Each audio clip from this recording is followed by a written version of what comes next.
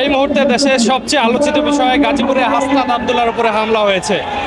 বিষয়টি প্রথমে আজ দেশবাসী জানতে পারে সার্জিস আলম তার ফেসবুক পোস্টের মাধ্যমে যখন তিনটি ছবি পোস্ট করে জানায় যে হাসনাত আব্দুল্লাহর উপরে হামলা হয়েছে এবং এই হামলার পর কিন্তু একটি টক অফ দ্য কান্ট্রিতে পরিণত হয়। আমি এই মুহূর্তে অবস্থান করছি গাজীপুরের চান্দনা চৌরাস্তা এলাকায় এবং এখানে আমার ঠিক পেছনে কিন্তু বৈষম্য বিরোধী আন্দোলনের যে নেতৃবৃন্দ রয়েছে গাজীপুরের আব্দুল মহিম সহ নেতৃবৃন্দ কিন্তু এখানে বিক্ষোভ কর্মসূচি পালন করছেন এবং এখান থেকে তারা হাসনাত আব্দুল্লাহর উপরে যারা হামলা করেছে তাদের শাস্তির দাবিতে এখানে 24 ঘন্টার আলটিমেটাম দিয়েছেন। যারা হাসনাত আব্দুল্লাহর উপরে হামলা করেছে তাদের যেন অবিলম্বে দ্রুত সময়ের মধ্যে যেন গ্রেফতার করা হয় এবং তারা যদি 24 ঘন্টার মধ্যে প্রশাসন যদি তাদেরকে গ্রেফতার করতে ব্যর্থ হয় তাহলে কিন্তু তারা আরও বড় কর্মসূচির হুঁশিয়ারি দিচ্ছে।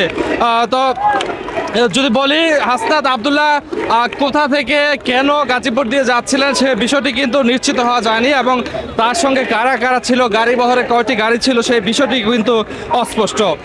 তো গাজীপুরের চান্দনা চৌরাস্তায় এখন কিন্তু বৈষম্য বিরোধী আন্দোলনের নেতৃবৃন্দ হাসনাত আব্দুল্লাহর উপর হামলা হয়েছে সেই খবর পেয়ে তাৎক্ষণিক কিন্তু তারা একটা কর্মসূচি পালন করে। প্রথমে তারা সময় দিয়েছিল সন্ধ্যা 8:30, তারপর কিন্তু রাত 9টায় তারা কর্মসূচি পালন করছে এবং এই মুহূর্তে কিন্তু কর্মসূচি শেষের দিকে রয়েছে এবং এখানে যারা আন্দোলনরত আছেন তারা 24 ঘন্টা আলটিমেটাম দিয়েছেন এবং তারা বলছেন আমরা কয়েকজনের সঙ্গে কথা বলতে চাই, জানতে চাই যে হামলা হয়েছে কেন হয়েছে, তার সঙ্গে কতজন ছিল।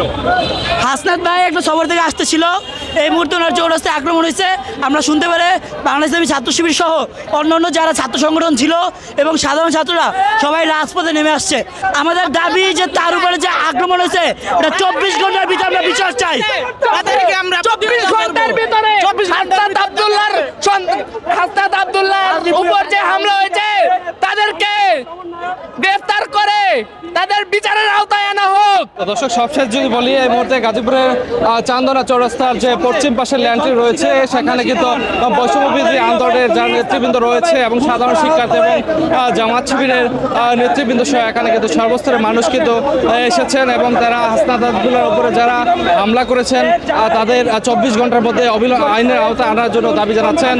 তো সবশেষ যদি বলি গাজীপুরের ওপর দিয়ে কিন্তু যাচ্ছিলেন হাসনাত আব্দুল্লাহ, তার গাড়ি বহরে কতজন ছিল, কে ছিল সেই বিষয়টি কিন্তু স্পষ্ট হওয়া যায়নি এবং এখান দিয়ে যাওয়ার পথে তার উপরে হামলা করা হয়েছে বলে সার্জিস আলম ফেসবুক পোস্টের মাধ্যমে দাবি করেছে। যদিও আমরা প্রত্যেকটি পয়েন্ট ঘুরে দেখেছি, এখানকার যে দায়িত্বরত পুলিশ কর্মকর্তারা রয়েছে তাদের সঙ্গে কথা বলেছি, তারাও কিন্তু এই বিষয়ে কোনো প্রত্যক্ষদর্শী সন্ধান দিতে পারেনি এবং তারাও কিন্তু বিষয়টি সাংবাদিকদের কাছ থেকে জেনেছে বলে দাবি করছে।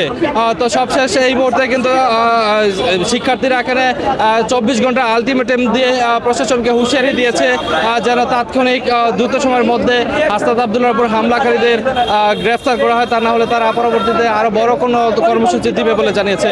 গাজীপুরের চান্দনা চৌরাস্তা থেকে মাহমুদুল হাসান, কালের কণ্ঠ।